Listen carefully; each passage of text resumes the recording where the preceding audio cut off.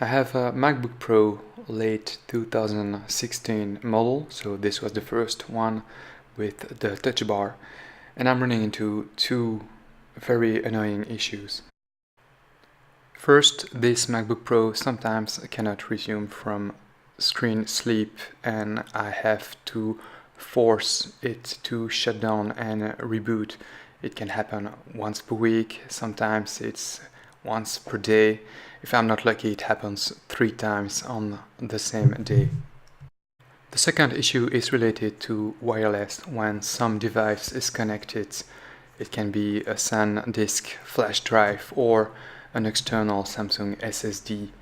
And in that case, if I power up the MacBook Pro with one of those devices connected, then the MacBook Pro won't be able to connect to the wireless. I'll make a separate video for that problem. The first issue typically happens when I come back from a meeting or a break and I find my LG screen turned off. Of course, it's on sleep mode, and then I try to revive the computer by moving the mouse or by touching the keyboard, and nothing happens. So I open the MacBook Pro lid only to find a blank screen and a non-responsive touch bar. In here you can see me trying to press on the different controls to make it react, trying to press on the Touch ID, trying to push it all the way down power mode, and here I have no choice but to force it to shut down.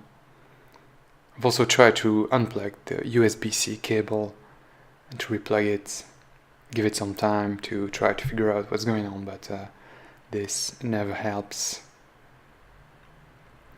On that day, for instance, the MacBook Pro decided it would reboot itself.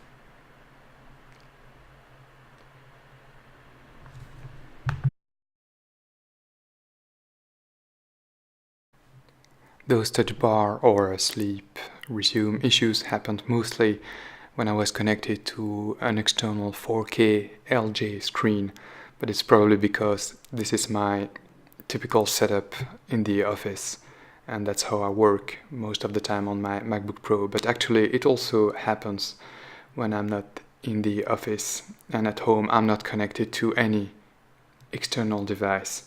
And you can see one of the several occurrences I also had. Seems to be willing to do something, but actually nothing's going on. I'm trying to access the brightness controls, but they're not responsive. I'm trying to trigger the Touch ID somehow by using escape or the lock button. Closing the lid and then reopening doesn't help. There I got the unlock with Touch ID, but it was false hope. I had to again force it to shut down. I don't know if it's purely a coincidence, but here you are watching my colleague David. He has the 2017 model connected to an Apple Cinema display, and he's running every once in a while into a similar issue. In that case, his MacBook Pro decided to reboot on its own. I decided to contact the Apple support since this machine is very new and still under warranty, and I have the Apple Care on top of it. So as you can see in my mailbox, there were several exchanges, sometimes, most of the time actually, by chat. Also had the occasion to talk to a representative over the phone, and they asked me to perform some tasks in order to do troubleshooting. One of them was to reset the NVRAM, the other one was to reset the SMC. None of that improved the situation. I must say I found the Apple support very decent and very friendly.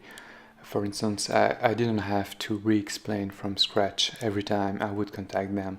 They would simply say, just give me a moment so that I can look up your file and see what's going on. Yet it was still a very time consuming experience, and as I had to go through different steps in order for them to rule out some obvious causes to the issue.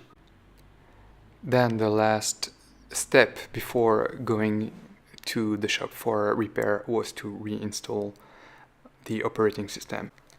I was probably lucky to get an appointment on the same day I decided to go, because typically you have to wait for about 1 week. So I took the day off and drove to Brussels to go to the Apple store. It's a nice place, and well, there's nothing much left there to say. You have already contacted support, and there is nothing except leaving your machine there and expect for it to be repaired. It's gonna take 2 days, maybe up to 5 days, the guy said, and it could take an extra 2 additional days if they have to order some components. So could be without a computer for 7 days. Fortunately, I kept my previous MacBook Pro laptop.